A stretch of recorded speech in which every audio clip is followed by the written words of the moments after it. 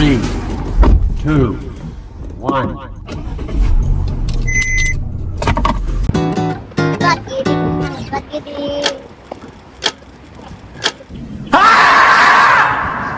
Assalamualaikum, good afternoon teman-teman. Semoga selalu dalam keadaan yang baik ya dan sehat. Kebetulan hari ini aku habis ada acara orang Indonesia dan sekarang aku mau pulang ke rumah.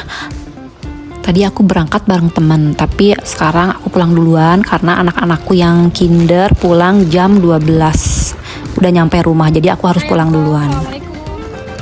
Oke, sambil nunggu kita sampai rumah, hari ini aku mau cerita sedikit tentang culture shock karena pertama kalinya menginjakkan kaki di daerah Arab, tepatnya di Saudi. FYI, gak pernah terlintas di pikiranku sedikit pun sama sekali untuk tinggal di sini. Kalau untuk ibadah umroh dan haji, tentu aku bercita-cita ya. Tapi untuk menetap tuh menurutku gak kepikiran sama sekali. Karena jujur aja nih guys, tontonanku atau paparan media yang selama ini aku lihat tentang kehidupan di luar negeri, itu ya paling western, bule, Jepang, Korea. Gak dinyana suamiku pindah ke sini, tapi menurutku mungkin ini takdir, jadi kami harus mensyukurinya. Dan kami memutuskan untuk fokus pada hal baiknya, yaitu bisa dekat ke tanah suci. Oh iya, kalian banyak banget yang mengira kalau aku tinggal di Dubai atau Qatar ya. Sebetulnya aku tinggal di Arab Saudi guys. Mungkin gambar-gambar yang aku capture sedikit berbeda dengan kota Mekah atau Madinah yang tentunya banyak kalian lihat di media sosial atau melihatnya secara langsung.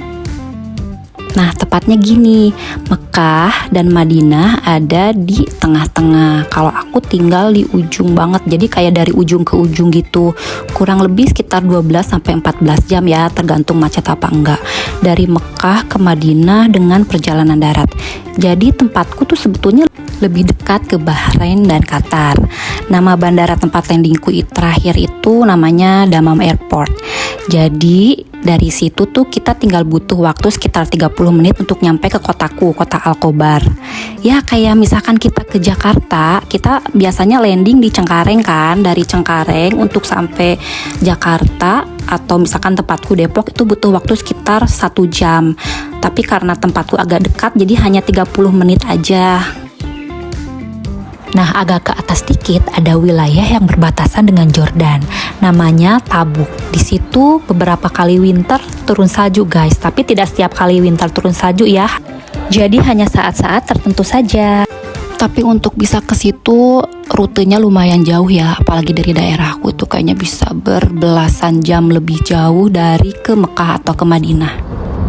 Nah, yang tadi aku singgung, aku kan tinggal di ujung gitu ya, yang hampir mepet ke Bahrain dan juga Qatar. Apakah aku tinggal di pedalaman? Tentu tidak guys. Nah, ini kabar baiknya sebagai anak mall yang suka banget dengan kemudahan dan jajanan. Ternyata kota ini termasuk kota yang lumayan maju. Biasanya bisa dibilang sih kayak second linernya ibu kota gitu.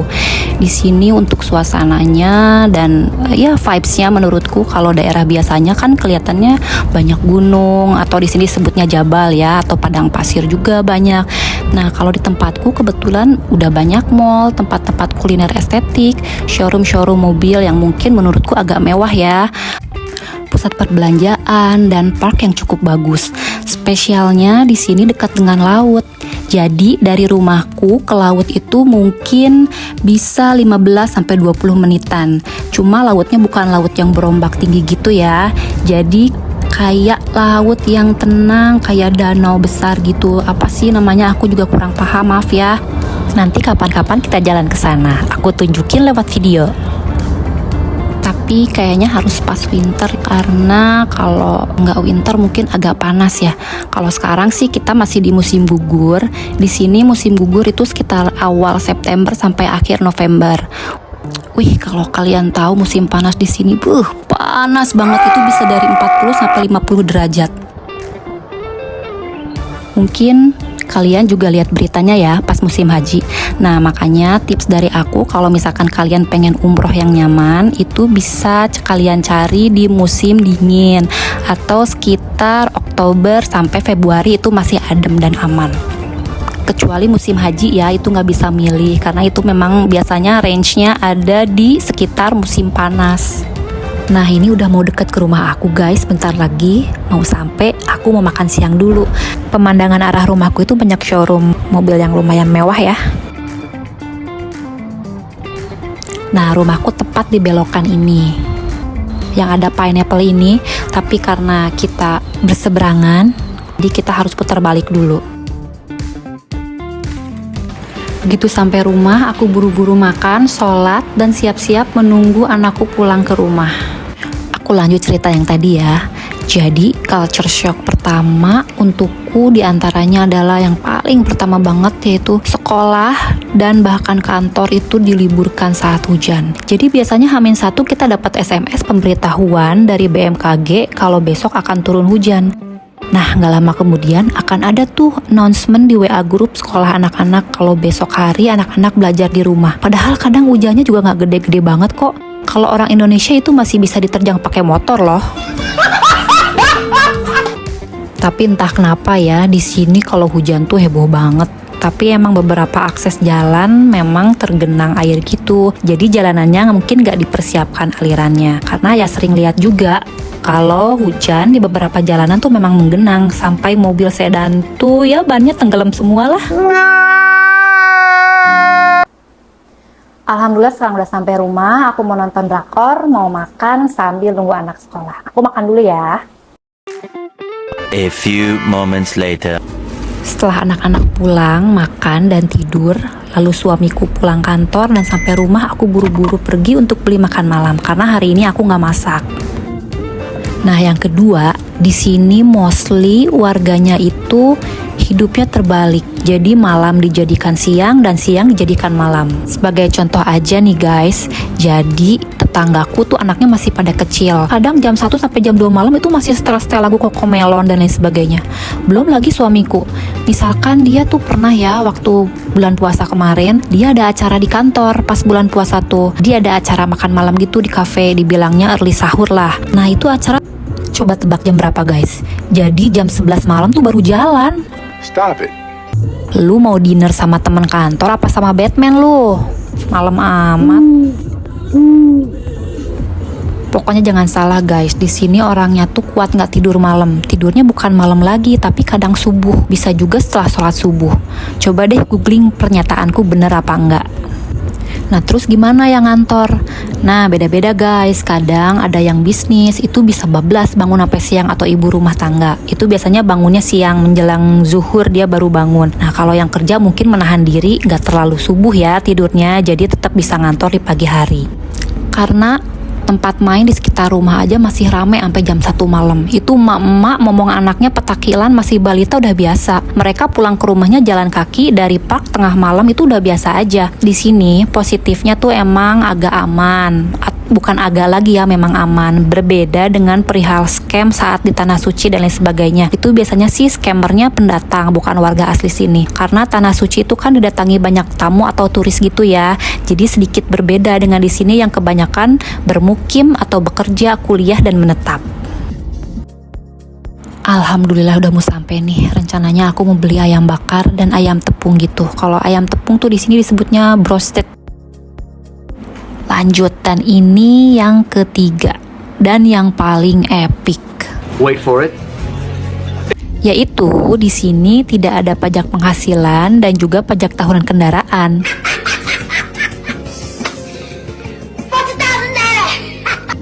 Aku aja kaget, masa sih? Tapi karena mengalaminya sendiri, percayalah emang bener adanya kok guys.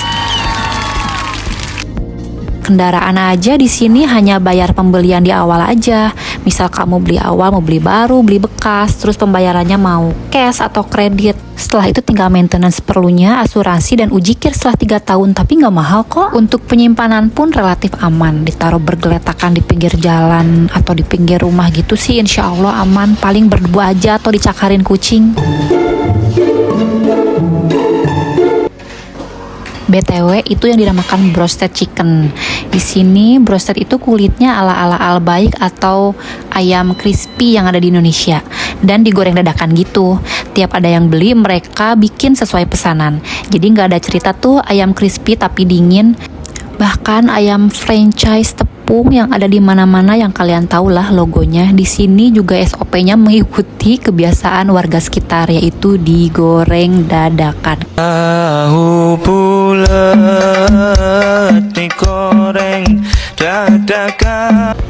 Sambil nunggu pesananku mateng, aku mau ke toko terdekat. Kemarin kita jalan ke supermarket kan. Nah, ini toko atau warung gitu. Di sini disebutnya Bakalah. Ini tokonya orang India, guys. Isinya komplit banget dan lumayan murah. Kalau di Indo ini kayak toko Madura gitu, yang biasanya buka paling pagi dan tutup paling malam. Karyawannya rata-rata orang India dan Filipina, jadi bisa buka pagi kali ya. Kalian udah tahu kan apa aja kebiasaan Saudi yang berbeda dengan Indonesia? Tapi itu belum semua ya. Kapan-kapan aku share lagi info lainnya yang terdengar tidak biasa di telinga kita. Sampai sini dulu video kali ini. Jangan lupa like dan subscribe channelku ya, biar aku lebih semangat membuat video menarik lainnya. See you guys and have a nice day.